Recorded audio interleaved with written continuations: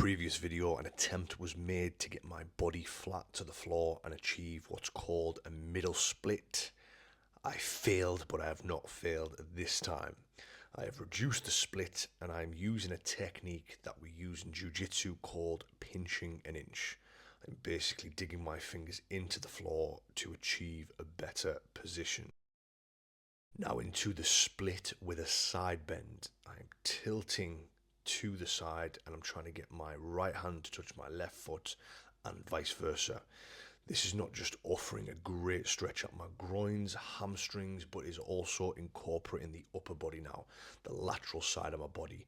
My shoulders, my lats, my obliques are all getting a good stretch in this position. Now what's called the 90-90 hip stretch, or in jiu-jitsu we call this the Z mount. Trying to get my hips and legs at a 90-degree bend, and I have extended my back leg to increase that stretch. Now, I don't know if it's a stretch or my heel digging into my testicle, but this is proving quite difficult, and this is what's called the pigeon pose. Keep my back nice and straight, keep my rear leg nice and straight and my toes pointed.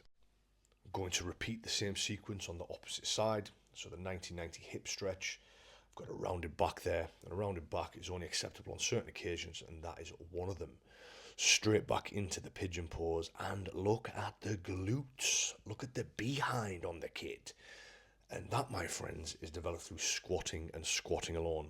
I'm a massive fan for back squats or squatting variations for athletic development and also glute development. If you haven't seen my previous videos on squatting, I suggest you watch them. We are now into the low lunge position. I've added difficulty with a rotation, trying to touch my opposite hand to my opposite foot. And now we've gone into what's called the seated pistol position, trying to keep my back nice and straight, touching my toes and keeping a straight back with my toes pointed to the ceiling. And now into the world's greatest stretch. Now, I don't know who named this stretch, but in my humble opinion, there is better stretches, but this one is alright, but I would not go as far to say it is the world's greatest stretch. So I'm trying to rotate my arm from the bottom to the top, getting a good rotation at the spine. Going to repeat the same sequence on the other side, so straight back into the low lunge position. The goal is to try and dip the trailing hip to the floor while keeping a straight back. Again, I'm trying to add difficulty with the rotation. I seem to be having a trouble on this side. I am definitely tighter on that side, which is normal.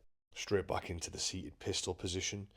I have refrained from touching my toes due to that tightness, but I will improve that area. It is normal to have one side tighter than the other. Just a simple imbalance, which is an easy fix. Back into the world's greatest stretch. I am trying to dip my hand as low as possible and rotate my hand up to the ceiling, opening up my spine and getting a great thoracic rotation. And there we have it. Round 2 complete.